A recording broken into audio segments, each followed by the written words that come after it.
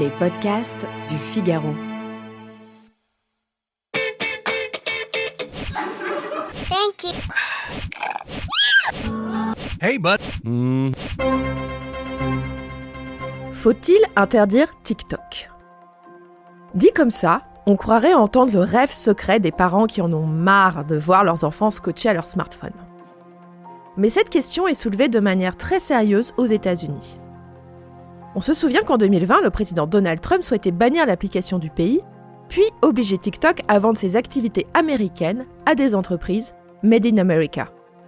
Il n'en a au final rien été, mais le discours anti-TikTok revient en force en 2022. Alors, qu'est-ce qui est réellement reproché à cette application vidéo ? Et doit-on s'inquiéter si on a TikTok sur son smartphone ?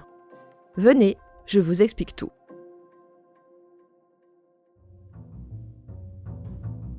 Bienvenue dans Question Tech, le podcast du Figaro qui répond à vos interrogations sur les nouvelles technologies. Je suis Chloé Voitier, je suis journaliste tech au Figaro Économie, et dans une précédente chronique, je vous ai expliqué comment TikTok avait conquis à grande vitesse les smartphones occidentaux.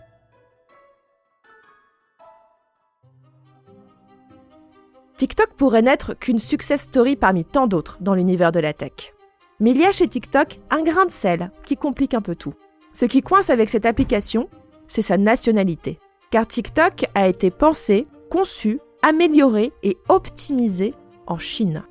Et c'est depuis ce pays que sont prises les décisions centrales au fonctionnement du service, comme tout ce qui relève du puissant algorithme de sélection des vidéos, vous savez, celui qui vous rend accro au fil pour toi. Les origines chinoises de TikTok sèment le trouble. Certains n'hésitent pas à dire que l'application est le faux-nez du Parti communiste chinois et que ce dernier va s'en servir pour espionner les gens, abrutir à dessein la jeunesse occidentale et manipuler sournoisement les opinions publiques. TikTok pourrait ainsi devenir un instrument de propagande pour, l'air de rien, convaincre les jeunes Américains que Taïwan appartient à la Chine. A-t-on la preuve de ce lien direct entre Pékin et TikTok ? La réponse est non, mais le soupçon existe. Selon la loi chinoise, les entreprises technologiques doivent coopérer avec le pouvoir si ce dernier leur demande certaines informations. Cela paraît terrible, mais sachez que cela est exactement pareil aux États-Unis. L'administration américaine peut légalement demander la saisie de données de communication stockées par des entreprises américaines, et ce, même si les serveurs sont situés à l'étranger. Au vu de ce risque théorique, certaines personnalités, comme le patron du FBI, en appellent au principe de précaution, et ils demandent l'interdiction pure et simple de TikTok aux États-Unis. En somme, il vaudrait mieux prévenir que guérir. Mais d'autres voix affirment que Pékin n'a pas besoin de TikTok pour réaliser des opérations d'influence sur les réseaux sociaux et qu'elle peut déjà acheter toutes les données dont elle a besoin auprès des courtiers spécialisés aux États-Unis. Selon ce camp, les discours anti-TikTok sont avant tout du protectionnisme économique. L'application chinoise concurrence en effet de plein fouet des titans américains comme Meta. Une solution intermédiaire est en cours de conception. Elle obligerait TikTok à stocker les données des utilisateurs américains aux États-Unis sur des serveurs opérés par une entreprise américaine. Mais TikTok souhaite que certains de ses ingénieurs chinois puissent continuer à accéder à des données depuis la Chine.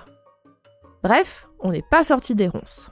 En attendant, si l'usage immodéré de TikTok par votre ado vous inquiète, je vous invite à installer le contrôle parental de l'application.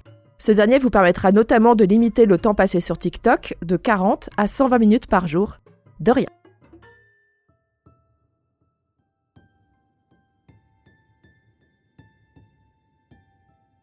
Cet épisode de Question Tech a été réalisé par Astrid Landon. S'il vous a plu, partagez-le autour de vous et abonnez-vous à Question Tech pour ne pas rater nos prochaines publications. Vous pouvez retrouver Question Tech sur le site du Figaro, mais aussi sur Apple Podcasts, Spotify, Deezer et vos applications préférées de podcast.